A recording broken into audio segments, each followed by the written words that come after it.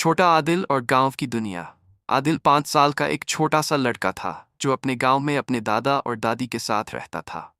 आदिल का गांव सरसब्ज पहाड़ियों और खेतों के बीच एक खूबसूरत जगह पर स्थित था। वहां का हर मंजर जादुई लगता था। खेतों में झूमती फसलें, हरी भरी घास और खेतों के बीच बहता एक छोटा सा दरिया आदिल की दुनिया को रंगीन बनाता था। आदिल का दिन हमेशा सुबह सवेरे मुर्ग की बांग से शुरू होता था। वह अपने दादा के साथ खेतों की तरफ जाता था, जहां धूप की हल्की रोशनी और ठंडी हवा उसे खुश कर देती थी। दादा अपनी छड़ी के सहारे चलते हुए आदिल को खेतों के बारे में कहानियां सुनाते थे। ये गेहूं है, दादा ने एक दिन कहा। जब ये पक जाएगी तो हम इसे काटकर आटा बनाएंगे और तुम्हारी दादी इससे मज़ेदार रोटियां बनाएंगी। आदिल को यह सब सुनना बहुत पसंद था। खेत के पास ही एक छोटा सा बाड़ा था जहां कई जानवर रहते थे। आदिल के सबसे पसंदीदा जानवर 2 गायें, एक भूरी और एक सफ़ेद थीं।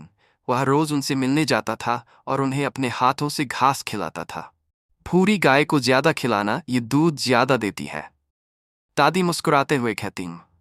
आदिल को उनके गले में बंधी घंटियों की आवाज़ बहुत पसंद थी। आदिल के साथ एक छोटा सा कुत्ता भी था जिसका नाम टॉमी था। टॉमी हमेशा आदिल के साथ रहता था, चाहे वह खेत में हो, बाग में खेल रहा हो या नदी के किनारे मछलियां देख रहा हो।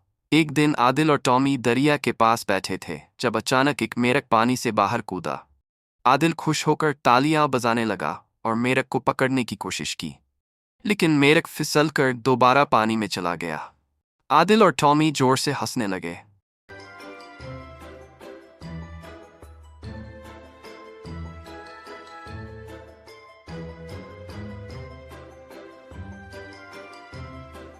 शाम को आदिल अपने दादा के साथ गांव के लोगों से मिलने जाता था।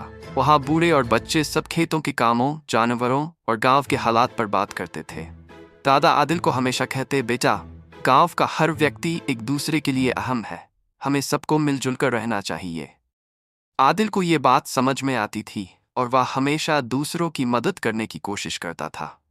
रात को दादी उसे अपने पानदान से कहानियां सुनाती, कभी शहजादों की कहानियां, कभी जंगल के जानवरों की। आदिल अपनी दादी की गोद में बैठकर कहानियां सुनते सुनते सो जाता था। आदिल को अपने गांव की ये जिंदगी बहुत पसंद थी।